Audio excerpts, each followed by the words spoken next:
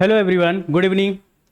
Welcome to top ranker online classes. हम लोग start करते हैं अपना अगला वीडियो, जो कि हमारे आसपास के पदार्थ हैं। उस ये जो है उसका दूसरा वीडियो है। आपने पहले वीडियो में जो भी देखा कि पदार्थ क्या होते हैं, पदार्थ की अवस्थाएं कैसी होती हैं, दुनिया की जो भी सारी चीज़ें वस्तुएं हैं वो क्या हैं, पदार्थ हैं। आपका जो पेन है, पेंसिल है, आपके आसपास के पेड़ पौधे क्या हैं, हवा है, मिट्टी है, सब क्या है, वो पदार्थ ही है। ब्रह्मांड में जो भी सारी चीज़ें निर्मित है, जो भी वस्तुएं निर्मित हैं, वो क्या है, पदार्थ ही हैं। और हमने पढ़ा था कि केमिस्ट्री के जनक कौन है, एंटोनियो लेवोसियर हैं। भारतीय रसायन विज्ञान के जनक कौन है, पीसी राय हैं, प्रफुल्ल चंद्र राय हैं। और इन्हें ही क्या बोला जाता है, भारतीय नाइट्रेट का जनक भी बोला जाता है। और केमिस्ट्री में जो है पदार्थ और पदार्थ के अंदर के गुणों का अध्ययन किया जाता है। ये सारी चीज़ों ने हमने पढ़ा था। और जो केमिस्ट्री को ही विज्ञान का विज्ञान कहा जाता है, इन सारी चीज़ों को हम लोगों ने पिछली वीडियो में पढ़ लिया था। अब जो है हमारे आसपास के पदार्थ जो क्या कहलाते हैं, दुनिया की कोई भी वस्तु है जो एक निश्चित स्थान घेरती है और उसमें कुछ द्रव्यमान होता है, वो क्या होता है, पदार्थ होता है। आपके पास जो भी पेन है, पेंसिल है, पेड़ पौधे हैं, हवा है, मिट्टी है, वो सब क्या है, आपका पदार्थ ही है। लेकिन एक चीज़ था कि आपका ये पदार्थ प्रकाश नहीं है। इस चीज़ों को हम लोगों ने डिस्कस कर लिया था पिछली वीडियो में। और इसमें जो है पदार्थ की अवस्थाएं क्या थी, या द्रव्य की अवस्थाएं क्या हैं, इन चीज़ों के बाद दो अवस्थाएं होती हैं, भौतिक अवस्था और एक रासायनिक अवस्था। भौतिक अवस्थाएं वे होती हैं जिनको हम देख सकते हैं, जिनको आप छू सकते हो। बाहरी आवरण, यानी कि जो बाहरी रूप से हमें दिखाई दे रहा है, मार्कर है, आपका जो पेंसिल है, पेन है, पेड़ पौधे हैं, वो क्या है, बाहरी रूप से उसको देख सकते हैं आप। तो क्या आती है, भौतिक अवस्था में आती है। रासायनिक अवस्था में उनको तोड़ के अंदर से जो चीज़ें अंदर उसके जाके घुस के देखना पड़ता है, वो क्या करते हैं, रासायनिक अवस्थाएं होती हैं। इन सारी चीज़ों को देख लिए थे कि पदार्थ जो है भौतिक अवस्था में कितने प्रकार के होते हैं, 5 प्रकार के होते हैं: ठोस, द्रव, गैस और प्लाज्मा। बोस, आइंस्टाइन, कंडेंसेट, ये क्या होते हैं, भौतिक आधार पर अवस्थाएं होती हैं। रासायनिक अवस्थाएं जो होती हैं, रासायनिक आधार पर अवस्थाएं होती हैं तत्व, यौगिक, मिश्रण। ये 3 प्रकार की अवस्थाएं होती हैं। ये हम लोगों ने पिछली वीडियो में पढ़ लिया था। और जो है इनमें अंतर क्या था, ये सारी चीज़ें हम लोगों ने डिस्कस कर लिया था कि ठोस और द्रव में जो है, गैस में क्या अंतर होते हैं, उनकी बनावट कैसी होती है, उनका आकार कैसा होता है। ये सारी चीज़ें हम लोगों ने पिछली वीडियो में डिस्कस कर लिया था। आपको जो भी डाउट्स हो, आपको जो भी प्रॉब्लम्स हो, आप कमेंट बॉक्स में कमेंट कर सकते हैं। और इसके बाद हम लोग स्टार्ट करते हैं। आज जो है पदार्थ का भौतिक स्वरूप क्या होता है और इसके गुण क्या होते हैं, है ना। इन सारी चीज़ों को आज के क्लास में हम लोग डिस्कस करेंगे। जो आपकी प्रॉब्लम्स है, जो आपको नहीं समझ में आएगा, आप अंत तक बने रहिएगा वीडियो के। देखते हैं। तो देखिए, पदार्थ का भौतिक स्वरूप। तो पहला है इसमें कि पदार्थ के कणों से मिलकर बना होता है ना। पदार्थ जो है कणों से मिलकर बना होता है, ताकि आप देख सकते हैं ये कण है, छोटे छोटे छोटे कणों से मिलकर बना होता है। तो पदार्थ जो है वो कणों से मिलकर बना होता है। तो इस चीज़ को कैसे समझा जाए कि ये पदार्थ है, ये मेरे पास मार्कर है, आपके पास पेंसिल है या पेन है, आपके पास जो कॉपी है, वो सब के सब क्या होते हैं, कणों से मिलकर बने होते हैं। तो वो कण से मिलकर बने हैं। तो इस सारी चीज़ों को कैसे हम प्रूव कर सकते हैं भाई। जैसे आपके पास पानी है, पानी भी क्या है, एक तरीके का पदार्थ है। पदार्थ ले लीजिए और नमक ले लीजिए, सॉरी, जल और नमक ले लीजिए। नमक अब और पानी का घोल बनाइए। अब एक गिलास पानी है, आप उसमें क्या करोगे, 1 चम्मच नमक मिला दो। 1 चम्मच नमक मिला के उसे मिला दो, घोल दो, चम्मच से हिला दोगे तो मिल जाएगा। मिलने के बाद क्या होगा कि अब देखोगे कि जो नमक है वो पूरा घुल के गायब हो गया ना। नमक मिल के जो पानी में गायब हो गया, तो पानी कहाँ गया, नमक जो है कहाँ चला गया। वो जो नमक है पानी के अणुओं के बीच जो गैप होता है उसी के बीच में चला गया। यानी कि इसलिए इसको कह सकते हैं कि पदार्थ जो भी होते हैं ना, उनके बीच क्या होता है, पदार्थ जो है अणुओं से मिलकर बने होते हैं, उनके बीच में क्या होता है, गैप होता है। ये जो नमक है घुल करके उन्हीं अणुओं के बीच में चला गया है। चीनी पानी का घोल बनाते हैं, चीनी पानी का भी जो घोल है कि वो भी जब आप घोलते हो तो वो जो चीनी है घुल करके पानी के अणुओं के बीच चली जाती है, उसमें समा जाती है। अब आप 1 गिलास पानी लिए, उसमें 2-3 चम्मच चीनी मिलाओ, तो घुल के पानी के अणुओं के बीच चली जाएगी। लेकिन पानी का स्तर जो देखोगे ना, वो वही रहेगा। पानी का स्तर जैसे देख लीजिए, अगर हम इसमें क्या करें, ये पानी ले लेते हैं, पानी ले लेते हैं और इसमें चीनी 2 चम्मच मिला देते हैं, ठीक है। ये चीनी मिला देते हैं इसमें। जब मिलाएंगे आप चीनी, तो वो जो चीनी होगी इनके कड़ुओं के बीच जो है, कड़ों के बीच वो घुल जाएगी, लेकिन पानी का जो लेवल है वो नहीं बढ़ेगा, उसी उतने ही स्तर तक रहेगा। अब ऐसा थोड़ी ना रहेगा कि अब एक गिलास आप पानी लिए हो, आधा गिलास जो है चीनी मिला दिए तो वो बढ़ ही जाएगा, या फिर करोगे कि आप आधा किलो चीनी डाल दो पानी में, 1 लीटर पानी में, तो क्या हो जाएगा, वो बढ़ जाएगा। वो नहीं करें, 1-2 चम्मच आप मिलाओगे तो उसके कड़ों के बीच वो जो चीनी है क्या करेगी, घुल जाएगी, उसमें खो जाएगी। अब दूसरा है, पदार्थ के कण जो है बहुत छोटे छोटे होते हैं। अब पदार्थ के कण बहुत छोटे छोटे होते हैं, इतने छोटे होते हैं कि हमें दिखाई भी नहीं देते हैं। तो उस चीज सारी चीज को कैसे आप समझ सकते हैं, जो पदार्थ है, अब उन जो कण होते हैं बहुत छोटे होते हैं, उसको जानने के लिए आप जल में पोटेशियम परमैंगनेट का घोल डाल दीजिए। पोटेशियम परमैंगनेट, उसको लाल दवा के भी नाम से जाना जाता है, पानी को साफ करने के लिए किया जाता है। आप ये थोड़ा सा टफ हो जा रहा, तो ये चीजें समझिए कि आपके पास 1 लीटर पानी है या 1 बाल्टी पानी ले लीजिए, आप उसमें क्या करिए, आप एक कलर है नीली स्याही डाल दीजिए, नीली स्याही डाल दीजिए या लाल स्याही डाल दीजिए। अब उसमें क्या करेंगे, आप 1-2 बूंद स्याही डाल दीजिए, 1-2 बूंद स्याही डालेंगे तो उसे आप देखेंगे धीरे धीरे धीरे धीरे धीरे धीरे धीरे क्या हो जाएगा, वो पूरे पानी में मिल जाएगा, पूरे पानी में मिल गया। अब सोचिए आपने पानी में एक ही बूंद क्या किया था, नीली स्याही को डाला था या लाल स्याही को डाला था, अब वो क्या हुआ, पूरे पानी में मिल गया। अब क्या करिए, अब एकदम साफ पानी ले लीजिए, फिर उसमें से 1 मग पानी निकाल कर उसमें डाल दीजिए, थोड़ा सा 1 गिलास पानी निकाल कर उसमें डाल दीजिए, तो देखेंगे कि उसका जो कण है वो भी क्या करेगा, उस पानी में धीरे धीरे धीरे उसको भी रंगीन बना देगा। फिर उस पानी को और तीसरे बाल्टी में डाल दीजिए, उस बाल्टी में भी कुछ ना कुछ कलर चला जाएगा, तीसरे से चौथे में डाल दीजिए, वो भी क्या करेगा, वो भी कलर हो जाएगा, नीले से चाहे रेड से, जो भी आप स्याही लेके डालते हैं। अब इसको चेक करके देख सकते हैं क्या होगा, ये कण जो होते हैं इतने महीन होते हैं, इतने छोटे होते हैं कि वो कण एक दूसरे से चलते रहते हैं, जाते रहते हैं, ये चीजें होती हैं। और पदार्थ का जो सबसे छोटा भाग होता है, पदार्थ का सबसे छोटा भाग क्या होता है, परमाणु कहलाता है। पदार्थ जो है ना, जो भी पदार्थ है उसको आप तोड़ते जाएंगे, इतना छोटा कर दीजिए जबकि हमको नंगी आंखों से दिखाई न दे, ना नंगी आंखों से दिखाई न दे, वो क्या कहलाएगा, परमाणु कहलाएगा। ये परमाणुओं से ही मिलकर अणु बने होते हैं, अणुओं से मिलकर पूरा पदार्थ बना होता है। ओके, समझ गए होंगे। आगे जो है पदार्थ के कणों के गुण, पदार्थ के कणों के गुण क्या होते हैं, इनका गुण यानी कि जैसे आप लोगों का कौन गुण होता है ना, जो स्वभाव होता है आपका, या बड़ी चंचल स्वभाव के हैं, बड़े शांत स्वभाव के हैं, नीरस रहते हैं हमेशा, है ना, और जो है बहुत ज़्यादा चंचल जो रहने वाला आता है तो बड़ी गति करते रहता होगा। तो ये पदार्थ के गुण क्या होते हैं, इसमें देखते हैं हम लोग। पदार्थ के कणों के मध्य रिक्त स्थान होता है, खाली स्थान। कभी बेचारे जो आप लोग भी हैं कभी खाली खाली महसूस करते होंगे, सैड, तो अकेले में जाके बैठने का मन करता होगा, तो वो खाली पड़ है, आपके अंदर क्या है, खालीपन है। तो पदार्थ के कणों के बीच में क्या होता है, रिक्त स्थान होता है। यही ना अभी ऊपर हम लोग देखे हैं कि पदार्थ के बीच में रिक्त स्थान होता है। जो चीनी और पानी का घोल था, अब जो चीनी को घोल रहे हैं आप पानी में, तो वही कण क्या करते हैं, चीनी के जो कण हैं, जल के कणों के बीच में जो गैप रहता है उसमें जाके खो जाते हैं। जैसे आप देखिए इसमें छोटा छोटा गैप है, हमने इसमें चीनी का जो है घोल मिला रहा है, तो इसमें क्या होगा, ये छोटे छोटे इस घोल में पड़ जाएंगे कि नहीं पड़ जाएंगे, वही उसी में चले जाते हैं। चीनी का जो घोल होता है, चीनी मिलाते हैं हम लोग पानी में, इन्हीं कणों के बीच में, रिक्त स्थानों के बीच में वो जाके समा जाते हैं, खो जाते हैं ना, पता नहीं चलता कि चीनी कहाँ गायब हो गई। फिर उसके बाद है कणों के कण निरंतर गतिशील होते हैं। कणों जो पदार्थ होते हैं, पदार्थ के जो कण होते हैं वो निरंतर गतिशील होते हैं, एकदम निरंतर का लगातार वो गति करते रहेंगे, वो रुकेंगे नहीं, हमेशा चलते रहते हैं।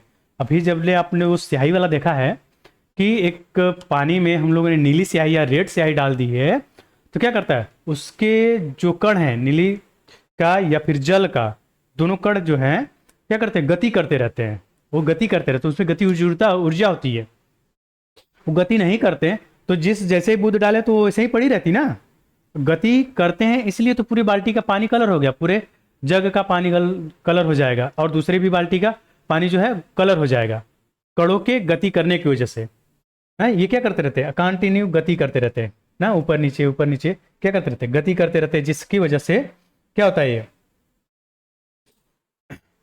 जिसकी वजह से जो कलर है वो पूरे पानी में फैल जाता है। फिर पदार्थ के कण एक दूसरे को आकर्षित करते हैं, पदार्थ के जो कण होते हैं एक दूसरे को आकर्षित करते हैं। अब देखिए भाई आकर्षित कैसे करते हैं, अगर ये दो पदार्थ जो है कणों को आकर्षित करके नहीं रखे रहते हैं, तो जो हमारे हाथ में पेन है ये इस आकार में नहीं होती, ये सुरक्षित नहीं रहती, ये जो बोर्ड है कणों के आकर्षण बल की वजह से, ये आकर्षित होने की वजह से ही बना हुआ है। नहीं तो इस टाइम पढ़ा रहे हैं, सुबह तक चलेगा पता कि अरे ये तो चले गए घूमने, सब कहीं निकल लिए हैं, है ना। और क्या होता है कि एक दूसरे से बंधे होते हैं पदार्थ के कण। ये है पदार्थ जो है क्या अपनी अवस्थाएं बदल सकता है? भाई हम जानते हैं पदार्थ अपनी जो है अवस्था बदल सकता है, उसकी कंडीशन होती है ना। पदार्थ जो होते हैं वो अपना रूप बदल सकता है। तो इस प्रॉब्लम को अभी अभी सॉल्व करते हैं अभी लोग। तो हम जानते हैं कि जो जल है ये तीनों अवस्था में पाया जाता है। जो जल होता है वो क्या करता है, तीनों अवस्था में पाया जाता है। ठोस में भी पाया जाता है, ठोस अवस्था में भी पाया जाता है, द्रव अवस्था में भी पाया जाता है, और गैस के भी अवस्था में पाया जाता है। जो जल होता है वो तीनों अवस्था में पाया जाता है, बर्फ के रूप में ठोस, पानी के रूप में द्रव, भाप के रूप में, जलवाष्प के रूप में, गैस के रूप में पाया जाता है।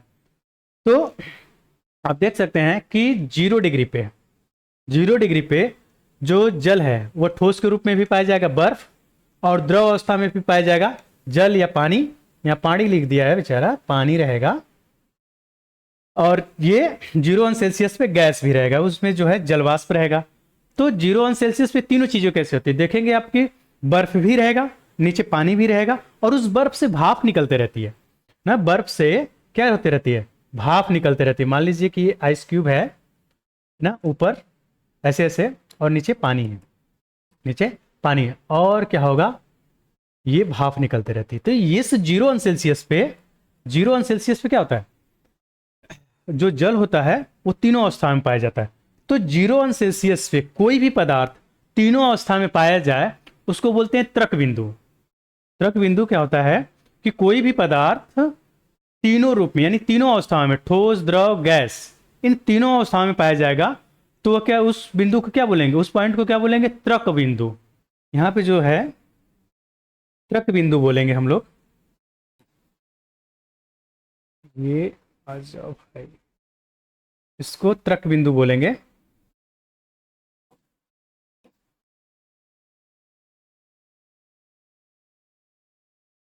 तृक तृक बिंदु बोलते हैं इसको। यानी कि जो भी पदार्थ है, कह रहा है कि तृक बिंदु क्या होता है, जिस तापमान पर, यानी कि जिस तापमान पर 0 पे या कोई भी तापमान हो, जिस तापमान पर ठोस, द्रव और गैस तीनों अवस्थाएं में होती हैं, एक साथ देखने के लिए हमें मिल जाती हैं, वो क्या कहलाएगा, तृक बिंदु कहलाएगा। ठीक है, तृक बिंदु कहलाएगा। आगे देखिए तापमान परिवर्तन का प्रभाव क्या होता है। पदार्थ जो होते हैं, अब उन पे तापमान डालने या तापमान उनका बढ़ाने पर क्या प्रभाव पड़ता है।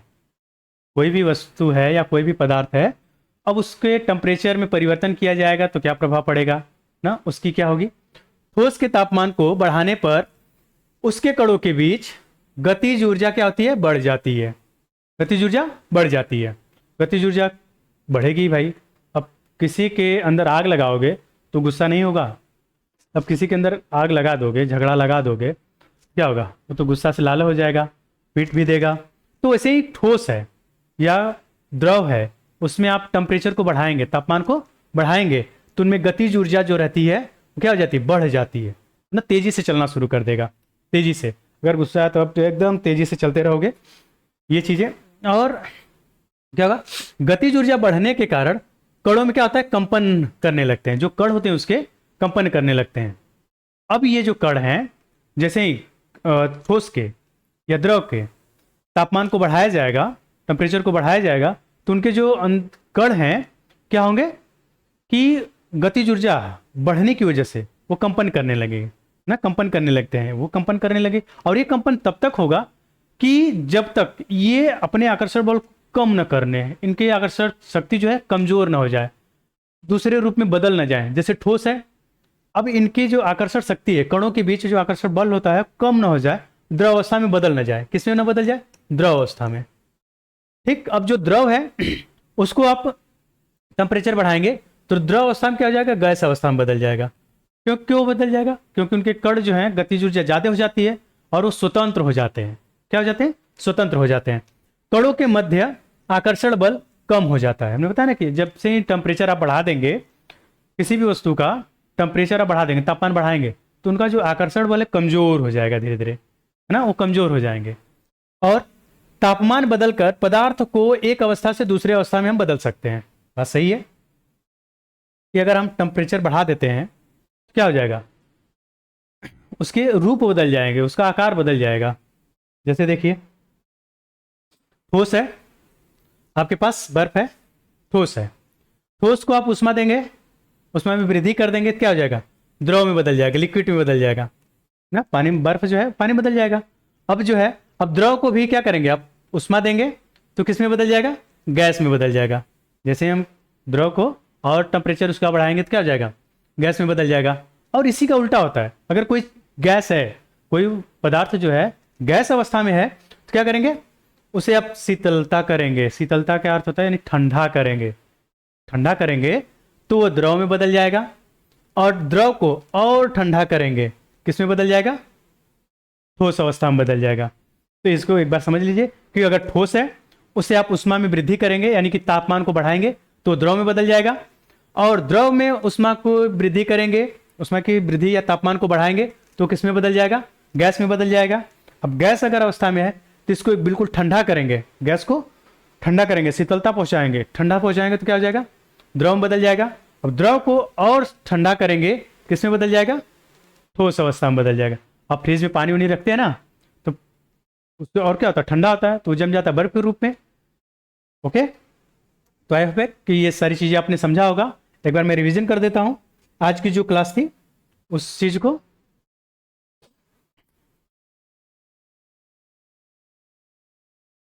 हाँ, यहाँ से जो पदार्थ का स्वरूप है, पदार्थ का स्वरूप क्या है, पदार्थ के कणों, जो पदार्थ के कण होते हैं, जो पदार्थ होता है वो कणों से मिलकर बना होता है। पदार्थ जो होता है वो कणों से मिलकर बना होता है। पदार्थ जो होता है कणों से मिलकर बना होता है। जैसे कि आप देख सकते हैं नमक शर्करा का घोल लेके, शक्कर का यानी चीनी का घोल लेके आप देख सकते हैं कि जो नमक है उसके जो कण हैं पानी में घुल जाते हैं और उसी में खो जाते हैं, समा जाते हैं। पदार्थ के जो कण हैं बहुत छोटे होते हैं। आप पर पोटेशियम परमैंगनेट का घोल लगा के देख सकते हैं या फिर नीली स्याही डाल के पानी में देख सकते हैं कि उनके जो कण होते हैं पूरे पानी में धीरे धीरे धीरे फैल जाते हैं। पानी में क्यों फैल जाते हैं, क्योंकि कोई भी पदार्थ है उसमें गतिज ऊर्जा होती है। पदार्थ का जो सबसे छोटा भाग होता है क्या होता है, परमाणु होता है। और पदार्थ के गुण क्या होते हैं, पदार्थ के कणों के मध्य रिक्त स्थान पाया जाता है, होते ही हैं। और पदार्थ के जो कण होते हैं निरंतर गतिशील होते हैं। क्यों गतिशील होते हैं, क्योंकि उनमें गतिज ऊर्जा होती है। पदार्थ के कण एक दूसरे को आकर्षित करके रखते हैं, तभी सारी वस्तुएं बन पाती हैं। अगर ये जो कण हैं एक दूसरे को आकर्षित करके नहीं रखेंगे तो बोर्ड है, पेन है, बुक्स हैं ना, और पेड़ पौधे हैं, मिट्टी है, वो सब एक जगह नहीं रह पाएंगे, वो स्वतंत्र होकर घूमने लगेंगे। और पदार्थ की अपनी अवस्था बदल सकता है, तो ये हम जानते हैं कि पदार्थ जो होते हैं अपनी अवस्थाओं को बदल सकते हैं। लोहा है, लोहा क्या करेगा, अगर आप उसे बहुत ज़्यादा टेम्परेचर पे रखेंगे 2000 से ज़्यादा सेल्सियस से 3500 सेल्सियस पे क्या हो जाएगा, लोहा भी द्रव में बदल जाएगा, लिक्विड की तरह हो जाएगा। और ये जो तृक बिंदु होता है, कोई भी जो पदार्थ है जब वह किसी तापमान पर, जिस तापमान पर ठोस द्रव गैस तीनों अवस्था में देखने के लिए हमें मिल जाता है, वो उस वस्तु का या उस पदार्थ का क्या कहलाएगा, तृक बिंदु कहलाएगा। और तापमान परिवर्तन का प्रभाव क्या पड़ता है, अगर हम वस्तुओं पे, पदार्थ पे तापमान को बढ़ाएं तो उनके तापमान बढ़ाने से कणों के बीच क्या होता है, उनकी गतिज ऊर्जा बढ़ जाती है और उनके कण क्या करने लगते हैं, कंपन करने लगते हैं। कणों के मध्य जो आकर्षण बल होता है कमजोर हो जाता है, कमजोर होगा तभी वो अपनी रूप को बदलेंगे, अवस्थाओं को बदल लेते हैं। तापमान बढ़ाकर या तापमान को बदलकर पदार्थ के अवस्था को दूसरी अवस्था में लाया जा सकता है। जैसे कि आप देख सकते हैं ठोस को तापमान बढ़ा के द्रव में बदल सकते हैं और द्रव के तापमान में वृद्धि करके गैस में बदल सकते हैं। अब गैस जो है अगर हम इसको ठंडा करेंगे तो द्रव में बदल जाएगा, द्रव को ठंडा करेंगे तो ठोस में बदल जाएगा। ओके, तो आज की क्लास यहीं तक रखते हैं, फिर आगे जो है इसकी क्लास को आगे कंटिन्यू करेंगे, अगले वीडियो में डिस्कस करेंगे। तब तक के लिए धन्यवाद, गुड नाइट।